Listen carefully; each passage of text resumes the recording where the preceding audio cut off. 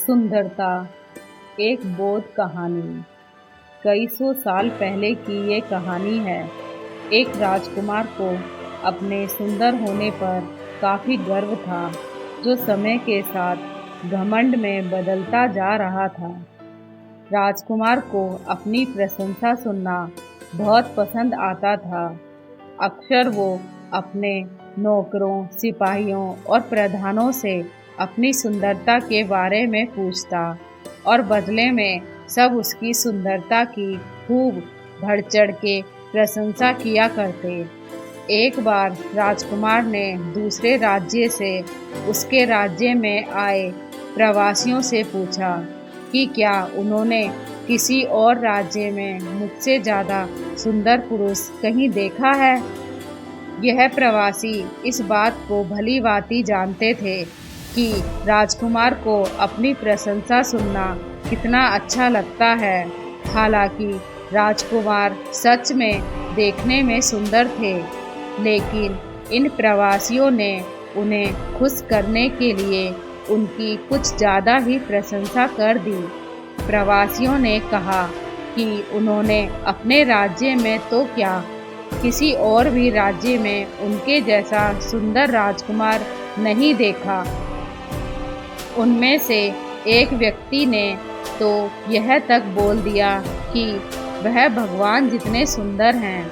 राजकुमार अपनी इतनी ज़्यादा प्रशंसा सुनकर खुश हो गया और अब वो हर प्रवासी से अपनी तारीफ सुनना चाहता था। एक बार उनके राज्य में एक साधु आया। राजकुमार ने उसे भी अपने दरबार में बुलाया और वही सवाल पूछा कि क्या उन्होंने राजकुमार से ज़्यादा सुंदर पुरुष कहीं देखा है। साधु ने राजकुमार से कहा कि हाँ, उन्होंने सुबह उनसे भी ज़्यादा सुंदर पुरुष को देखा है। सभी साधु की बात सुनकर हैरान थे। राजकुमार ने साधु से पूछा, कौन है वो पुरुष। साधु ने कहा, सुबह मैंने आपको देखा था, तब आप अब से ज़्यादा सुंदर थे। साधु की बात सुनकर सभी दंग थे। राजकुमार ने अपने सेवकों से पूछा कि क्या वो अभी सुबह से कम सुंदर नजर आ रहे हैं। सेवकों ने कहा, उन्हें तो वो इतने ही सुंदर दिख रहे हैं।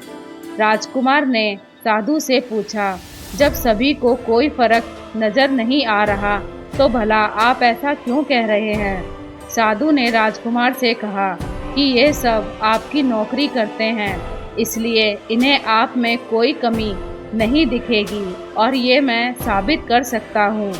साधु ने एक टोकरे में पानी मंगवाया और राजकुमार के कुछ सेवकों को दिखाया और उन्हें बाहर जाने के लिए कहा। फिर साधु ने उस पानी के टोकरे से एक चम्मच पानी निकाला और फेंक दिया। उन सेवकों को वापस अंदर बुलाया गया और साधु ने उनसे पूछा कि क्या इन्हें इस कटोरे में कोई कमी नज़र आ रही है। सभी सेवकों ने ठीक से निरीक्षण किया और बोले कि उन्हें उस कटोरे में कोई कमी नज़र नहीं आ रही। इस प्रयोग ने राजकुमार की आंखें खोल दी। राजकुमार को यह समझ में आ गया कि वह उस वस्तु का आदी हो चुका है, उस वस्तु के नशे में फंस चुका है जो हर दिन कम होती जा रही है, यानी कि नाशवंत है। उस दिन के बाद राजकुमार ने कभी आईना नहीं देखा और अविनाशी वस्तु की खोज में अपना जीवन बिताया। कहानी की गहरी सीख, सुंदरता क्या होती है। हर किसी के लिए सुंदरता के मायने अलग अलग होते हैं। किसी के लिए बाहरी रूपरेखा सुंदर हो सकती है तो किसी के लिए अंदरूनी सुंदरता हो सकती है। आजकल लोग अच्छे नाक नक्शे को सुंदरता का पैमाना देते हैं, जो बिल्कुल गलत है। सुंदरता अच्छे स्वभाव, अच्छे विचार और अच्छे कर्मों से निर्धारित की जानी चाहिए। दोस्तों, अगर आपको मेरी ये स्टोरी पसंद आती है तो प्लीज़ मेरी स्टोरी को लाइक करें और मेरे चैनल को सब्सक्राइब। धन्यवाद।